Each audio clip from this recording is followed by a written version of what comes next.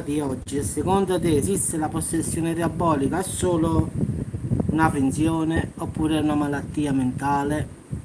Quindi diciamo che molte religioni confermano questa cosa. In effetti la possessione diabolica è presente in molte religioni, non solo in quella cattolica.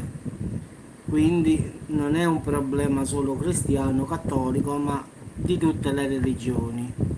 Ciao Filippo. Quindi molti pensano che sia una malattia mentale, invece qualcuno invece pensa che sia un demone che si è impossessato del corpo umano. Ciao Sofia, ciao. Quindi diciamo che nella maggior parte di tutte le religioni esiste.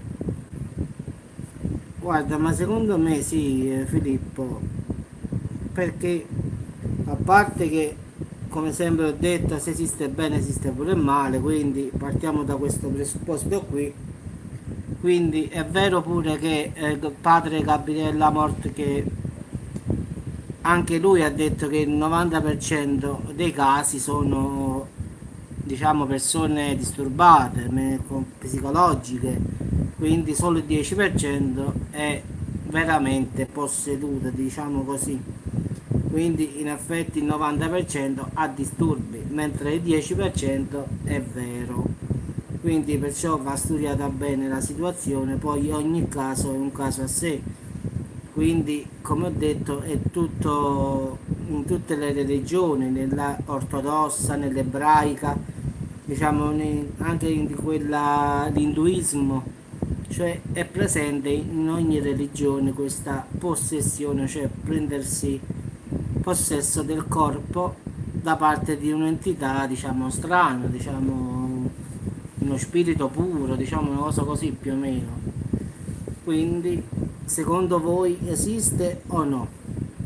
Diciamo che la possessione diabolica, quella là per quando riguarda la religione cristiana, è l'avverso a sacro, parlare lingue sconosciute, quindi tutto questo cose così, diciamo, in effetti. Quindi poi dipende sempre, diciamo, dalla, come ho detto, dimostra avversione a sacro, prevede eventi che ancora non si sono verificati, oppure conosci fatti tuoi che nessuno sa. Quindi diciamo che mm, ma non la penso ancora, no. Quindi diciamo che si comporta e comunica in maniera davvero strana, quindi ci sono tanti sintomi che possono dire se è vero oppure no.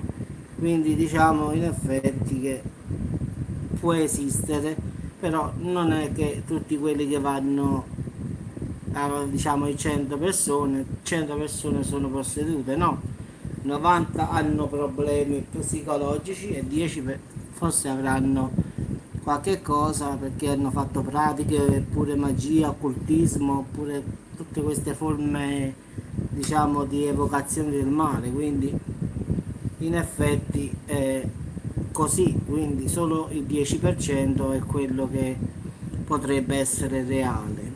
Il 90% invece si tratta di cose psicologiche, quindi di problemi mentali.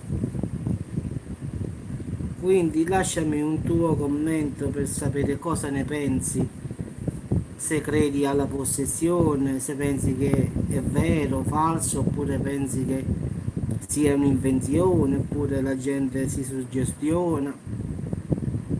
Cioè sono tante cose che possono essere, come ci sta la sindrome di Tourette, che è una sindrome che è molto simile alla possessione, quindi ci sono tante malattie mentali che portano a pensare che non sia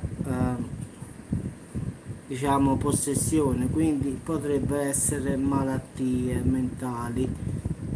Quindi ragazzi, lasciate un commento sotto al video, voglio sapere voi cosa ne pensate, se credete a questa cosa oppure se non ci credete, oppure se pensate che quello che diciamo voi credete sia giusto o sia vero o falso.